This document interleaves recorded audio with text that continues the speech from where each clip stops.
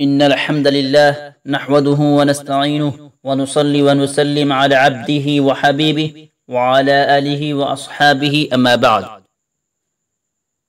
جب تک مسلمان خدا کے قانون کے مطابق چلتے رہے اور اپنے آپ کو خدا تعالیٰ کے حکم کے تابع کر رکھا تھا، اس وقت تک مسلمانوں کا عروج تھا۔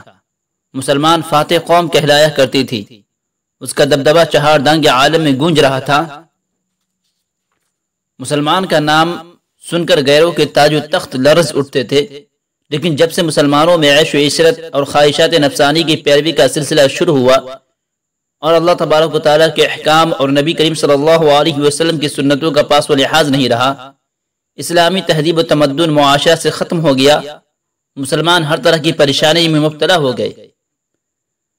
حضرت علی رضی اللہ عنہ سے مروی ہے کہ وہ فرماتے ہیں کہ رسول اللہ صلی اللہ علیہ وسلم نے فرمایا کہ ان قریب لوگوں پر ایک ایسا زمانہ آنے والا ہے کہ اس میں اسلام کا صرف نام باقی رہے گا، یعنی اس کی روح ختم ہو جائے گی، اور قرآن صرف حروف باقی رہیں گے، عمل نہ رہے گا، اور مسجد خوب عمدہ بنے گی، حالانکہ وہ ہدایت اور نمازیوں سے ویران ہوگی۔ اس حدیث پاک میں آقا نامدار تاجدار مدینہ رسول اللہ صلی اللہ علیہ وسلم نے امت کے سامنے 3 قسم کی پیشن گوئیاں فرمائی ہے۔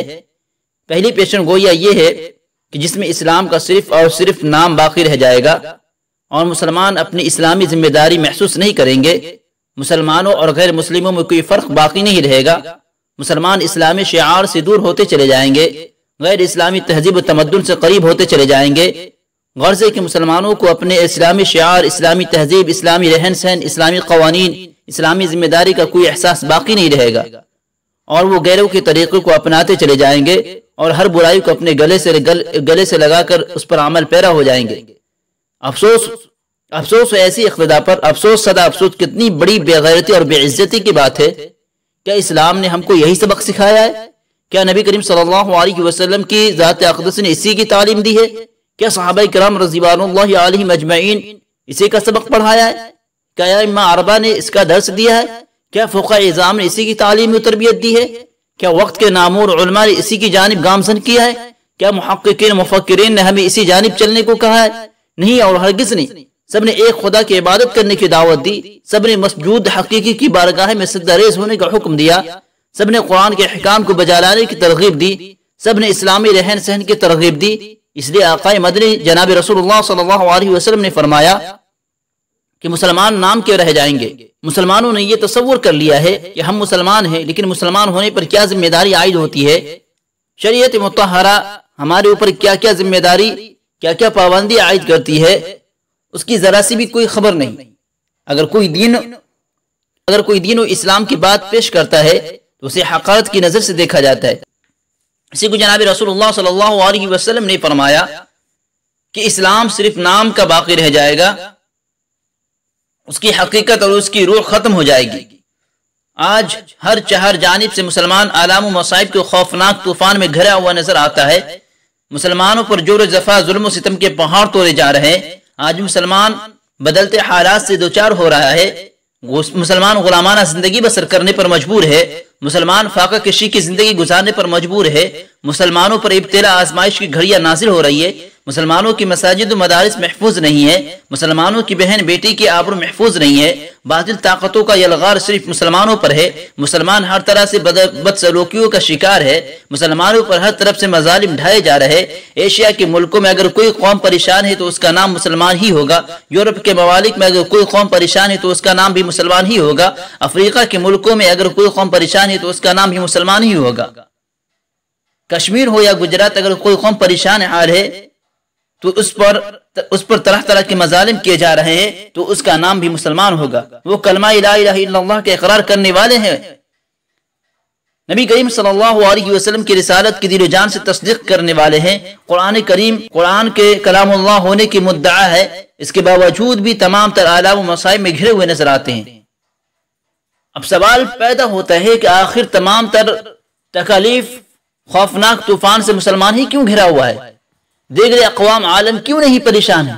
باطل طاقتوں کی یلغار مسلمانوں ہی پر کیوں ہے؟ مسلمانوں کے جان و مال، عزت آبرو محفوظ کیوں نہیں ہے؟ مسلمان ہر جگہ اضطراب و بے چینی کی زندگی بسر کیوں کر رہا ہے؟ توحید کے نام پر اپنی جان کی قربانی دینے والوں، کان کھول کر سن لو، اگر اس کا کوئی جواب ہو سکتا ہے تو صرف یہی ہو سکتا ہے کہ آج ہم واقعتاً مسلمان نہ رہے، قوانین اسلام سے منہ موڑ کر، اسلام کے اصول و ضوابط کو توڑ کر اپنے آپ کو مسلمان ہونے کا جھوٹا دعویٰ پیش کرتے ہیں۔ کیوں؟ اس لیے کہ ہم نماز نہیں پڑھتے، زکوٰۃ نہیں دیتے، قارون کی طرح مال اکٹھا کر کے ہم رکھتے ہیں، بازی، قمار بازی، شراب نوشی ہم کرتے ہیں، سود لینا دینا ہماری زندگی کا ایک محبوب کاروبار بن گیا ہے۔ اسلامی تہذیب، اسلامی رہن سہن کو چھوڑ کر مغربیت کا حال اپنے اوپر ہم نے ڈالا ہے۔ اخوت و خودداری ہمارے اندر نہیں ہے، اختلاف و انتشار کی باتیں ہم کرتے ہیں، اللہ تعالیٰ کی فرائض کو ہم ترک کرتے ہیں، سنت نبوی کو بالائے طاق ہم رکھتے ہیں، جس کے نتیجے میں آج پورے عالم میں مسلمان پریشان حال ہے، بدحالی و سبوحالی کی ہماری قسمت بن گئی ہے، تباہی و بربادی ہمارا مقدر بن گئی ہے۔ حالانکہ ایک وقت تھا کہ دنیا کی ہر چیز ہمیں سونپی گئی تھی، دنیا کی ہر چیز ہمارے تابع تھی، ہم جس طرف قدم بڑھاتے پھیلتے چلے جاتے تھے، دنیا کی طاقت و قوت ہماری راہ میں حائل نہیں ہوتی تھی۔ ارے ہم تو وہ قوم ہیں جسے اللہ تعالیٰ نے دنیا پر حکومت کرنے کے لیے بھیجا تھا، مگر افسوس، صدا افسوس، آج ہماری غفلت کا نتیجہ یہ ہے کہ ہم نے اتنی بڑی نعمت عظمیٰ سے محروم ہو گئے جس پر باطل حکمراں ہم پر قابض ہے۔ کل جو محکوم تھا آج وہ حاکم ہے، کل جو حاکم تھا آج وہ محکوم بنا ہوا ہے۔ اسی کو اللہ رب العزت نے فرمایا، ان اللہ لا یغیر ما بقوم حتی یغیروا ما بانفسهم واذا اراد اللہ بقوم سوءا فلا مرد له وما لهم من دونه من وال۔ اللہ تعالیٰ کسی قوم کی حالت اس وقت تک نہیں بدلتا جب تک کہ وہ قوم اپنی حالت خود نہ بدل لے، اور جب اللہ تعالیٰ کسی قوم پر آفت و مصیبت نازل کرنا چاہتا ہے تو پھر وہ واپس نہیں لوٹتی، اور اللہ تعالیٰ کے سوا کوئی مددگار نہیں ہوتا۔